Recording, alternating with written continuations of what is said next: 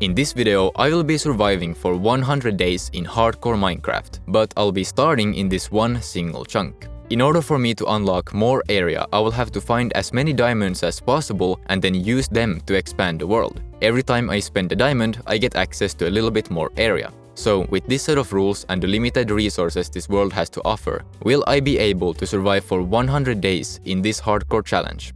Let's find out. I spawned in and immediately started getting wood. I made a wooden pickaxe, mined some stone, and then crafted stone tools. I then decided to take shelter in this tiny cave I found. After setting up a chest and a furnace, I began mining, and pretty quickly found a cave filled with zombies. I fought the zombies and got pretty lucky when one of them dropped a potato. This single potato was the only source of food I had at this point. In order for me not to starve to death, I needed to set up a potato farm as soon as possible, but first I needed to find water for the farm to actually work. I've located some water underground, but it was outside the border, meaning that when I tried picking it up, it just disappeared. In order to get access to the water, I first had to find diamonds and then use them to expand the world. So I set it as my goal to find my first diamonds. I mined for a long time with no luck of finding any diamonds, but I was not going to give up on finding some, since I would not be able to get the farm started without finding diamonds first. So I continued to slowly mine through the deep slate with my stone pickaxe. Soon after that, the hard work had paid off because in the end of day 1, I had found my first diamonds. I quickly made an iron pickaxe and then went back to collect the diamonds. When I got back to my base, I decided to use one of the diamonds to expand the world for the first time. Now I was able to collect the water and set up a small potato farm. While I was waiting for the potatoes to grow, I made some iron tools and descended back into the mines. And that's when I spotted something, a zombie villager. I immediately lured it to my base, where I trapped it in a boat. I started off day 3 with a very successful mining trip. I used the resources I found to craft iron armor and a diamond pickaxe. I then decided to spend 2 more diamonds on making the world bigger and set out to explore the new areas I had unlocked. While I was exploring, I found this cave where a creeper decided to jump scare me. The next day, I expanded my farm and planted some wheat seeds. In the evening, I was attacked by Minecraft's most annoying mob, phantoms. In order to get rid of them, I needed to get a bed, but I didn't have any wool for one, so the next day, I decided to go hunting for spiders and collect string. I decided to head back into the big cave I found earlier. There, I decided to construct this small platform where mobs could spawn. The platform spawned a bunch of spiders that I quickly killed for their string. After this very intense battle, I had collected enough string to be able to craft a bed. I then headed back to base, crafted a bed, and finally got some well-deserved rest. After waking up, I scanned the area and spotted a forest biome. From there, I could get apples that I needed in order to get the zombie villager cured. The only problem was that the forest was outside the border. So I decided to expand the world using my last 2 diamonds, but it was not enough to unlock the forest. So I was forced to go mining for more diamonds again. I was lucky enough to find a few diamonds, which I later used to unlock the forest. I started chopping down every oak tree and collecting the apples I was looking for. I then headed back to base, where I crafted 2 golden apples. In order to make the second ingredient for curing the zombie villager, I needed a brewing stand. This meant that I had to go to the nether and find blaze rods. So in the morning of day 9, I collected obsidian for a portal. I built the portal outside my base and got ready to go to the nether. When I got to the nether, I spawned inside of a fortress. Now, I just want to say, before starting this challenge, I chose a world seed that spawns the portal inside of a fortress, so yes, I was expecting to spawn here. I started exploring the fortress and found a chest containing diamonds. After a quick visit at my base, where I spent the 2 diamonds, I returned to the nether again. This time I found some blaze and they gave me blaze rods. I decided that 6 rods was enough for now, so I went back home to get some rest. When I woke up, I crafted a brewing stand and then began collecting all the ingredients I needed for a potion of weakness. But that's when I realized that I didn't have any sugar. I spotted some sugarcane, but it was outside the border, so I explored the rest of the world in hopes of finding sugarcane somewhere else. I didn't find any, but I did find 2 wolves that I decided to tame. Not finding any sugarcane meant that I was forced to go mining for more diamonds in order to expand the world again. This time I decided to go exploring in the caves, which turned out to be a lot more dangerous than I expected, and I even almost died once. Sadly, I wasn't recording when it happened, but here is a reenactment of the incident. A skeleton broke my shield while I was trying to block a creeper explosion, so the creeper exploded right in my face and I took quite a bit of damage. After this traumatizing experience, I just went branch mining since it was a lot safer. After finding a few diamonds, I returned to my base where I spent 4 of them. Hoping that I could now get to the sugarcane, I was disappointed to see that it was still off limits. So I decided to check the rest of the areas I had unlocked, and to my surprise, I found some sugarcane inside the border. Now I could finally make a potion of weakness and start curing the villager. While the villager was being cured, I built this pretty cool looking staircase leading up to this thing. I don't really know what to call it. When I was done building, I began planning my next move. I wanted to build a proper base, and I decided that the forest biome would be a great place to build in. Before I started moving everything, I declared war on trees in order to clear up the area and make it ready for a base. I moved the villager to the area along with all my stuff. I then collected some materials and decided to build a new farm. But then, when I was planting the crops, I noticed something. All my potatoes were missing. That's when I realized that while I was moving the crops from my old farm, I had accidentally cooked all potatoes to extinction. On day 19, I built this mineshaft entrance and later randomly decided to use my last 2 diamonds on expanding the world. I then went on a little adventure where I found 2 cows and a sheep, which I decided to lure to my base. I spent the entirety of day 23 underground mining for resources. I managed to find 15 diamonds, which I used on repairing my pickaxe, crafting armor, and expanding the world. After building a new home for my cows, I started gathering materials for the house I was going to build. I then spent the next 2 days building my house. My building session was interrupted by a sound, the sound of a second zombie villager. I immediately started the curing process and the next morning it was cured. I then transported it to my farm where it became my second farmer. I built a place for the villagers to sleep in and then continued building while I waited for them to have a baby. After a long day spent building, I was surprised to see a baby villager, so the next morning I got some books and made a lectern so I could buy enchantments from it in the future. I also checked the farmers' trades and noticed that they were selling emeralds for wheat, so before I continued building, I decided to start a wheat farm next to my house. On day 33, I continued building my house. I wanted to make the floor out of stone brick, but I was running low on stone, so I had to go collect more. While the stone was melting, I spent some time harvesting wheat at my farm and then sold it to the villagers. When the stone was done smelting, I finished building the floor and then went to sleep. After waking up in the morning of day 35, I immediately went back to building. I built this staircase in front of the house, but I wasn't really happy with it, so I removed it and just made a simple path leading up to the door. The next day, I explored the world in hopes of finding sheep, because I needed more beds for the villagers. It turned out to be a complete waste of time, because I did not find any sheep. The next day, I began working on the roof for my house. I tirelessly worked day and night building the roof and adding details. And then finally, on day 38, I placed the final pieces to the roof and then finished off by adding some final touches to the house. My house was finally done. After that, I went to harvest some wheat at my farm and decided to sell it to the villagers. While trading, I noticed that the villagers' prices were a bit too high for my liking. So the next day, after moving all my stuff into my house, I began planning a little surprise for my villagers. I wanted their trades to be cheaper, which meant that I would have to turn them into zombies and then cure them again. I tried to lure a zombie to the villagers, but my plans were ruined by an iron golem.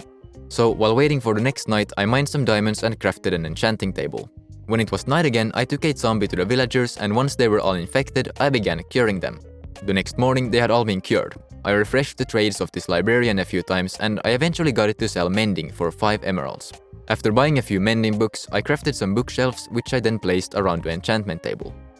On day 44, after unlocking some more land, I decided to go explore the world a little bit. I finally found a sheep which gave me wool, and later found some underwater ruins that I decided to loot. I crafted some more beds for the villagers, and all I could do now was to wait for them to have another baby. On day 45, I gave some carrots to the villagers, and they pretty quickly had a baby. I decided it was going to be an armorer when it grew up, because an armorer can sell diamond armor. But before buying anything from it, I needed to lower its prices. So when night came, I found a zombie, and you can probably guess what happened next. I spent the next 2 days leveling up the armorer and eventually got it to trade diamond gear. I bought diamond boots and leggings from it, which completed my set of diamond armor. On day 49, after giving my villagers another bed, it started to rain, so I decided to go fishing. I was able to catch this bow with mending and unbreaking on it. The next day, it was finally day 50, meaning that I am officially halfway through the 100 days. I decided that my next goal was to upgrade all my tools to diamond. The easiest way of getting diamond tools was to buy them from villagers, which meant that I needed a weaponsmith and a toolsmith. In order to get the best prices, I decided to zombify and then cure these 2 villagers. On day 54, after spending some time leveling up the villagers, I crafted the last bookshelves I needed for a full power enchantment table. I decided to disenchant the armor I bought from the villager and then put new and better enchantments on it. And this is where I make an embarrassing mistake. I was supposed to enchant the diamond pickaxe that I had. Instead, I accidentally wasted a mending book and XP on an iron pickaxe. On day 55, I bought diamond tools from the weaponsmith villager. I then enchanted my diamond pickaxe and later bought a silk touch enchantment that I decided to add to it.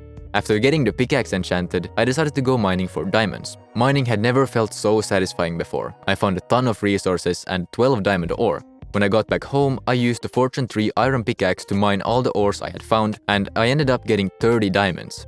I crafted a diamond shovel and decided to spend the rest on expanding the world. I spent 29 diamonds all at once on increasing the size of the world, and when I looked around, the border had expanded so much that I couldn't even see it anymore.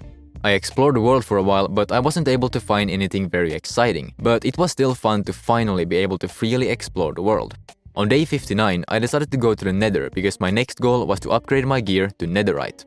I dug down to Y15 in the Nether and then started mining. After mining for a while, I had found enough ancient debris to make 1 netherite ingot, which I then used to upgrade my pickaxe. Once I had my pickaxe upgraded and repaired, I went back to the Nether where I spent the next few days mining a ton of quartz and ancient debris. After upgrading my chestplate and helmet, I decided to take a break from mining. I decided to work on the interior of my house by decorating and fixing the ceiling in the storage room. Later, I built a new place for the villagers to sleep in, and then I decided to go mining in the mineshaft. I found some diamonds and a few pretty cool looking caves. While I was mining, I heard a skulk sensor go off. I'm not sure why I decided to start digging towards it, but when I did, I heard this.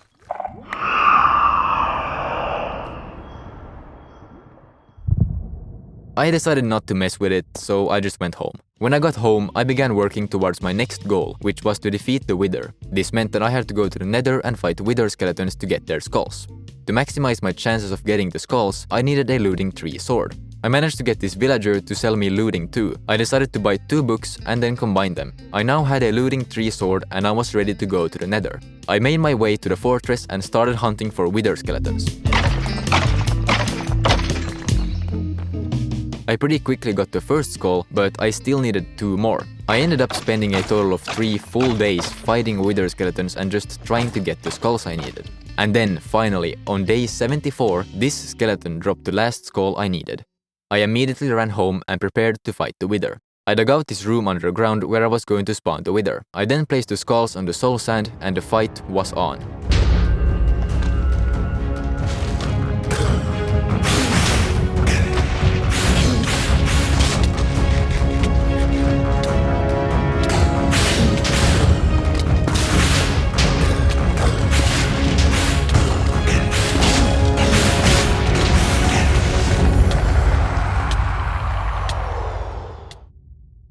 The fight was fairly easy and I managed to successfully defeat the Wither. The next day, I used the Nether Star to craft a beacon that I placed outside my house. Later that same day, I decided to use the 18 diamonds I found earlier on expanding the world. I then went out to explore and this time I actually found something, a village. Only problem was that it was outside the border, meaning that I couldn't actually go visit it. On day 76, I decided to complete my goal of getting full netherite. 2 full days of non-stop mining left me with 18 pieces of ancient debris. I took it home where I smelted it and then upgraded all my gear to netherite.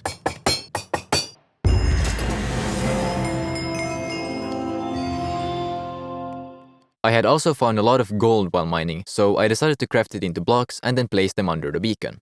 I later did some trading with the villagers, which gave me a lot of emeralds. I crafted them into blocks and placed them under the beacon as well. Now it was time to set my bigger plans into motion. I wanted to build a wall around my base, since it could look pretty cool. I started off the project by collecting some materials I would need, and then I started building the wall.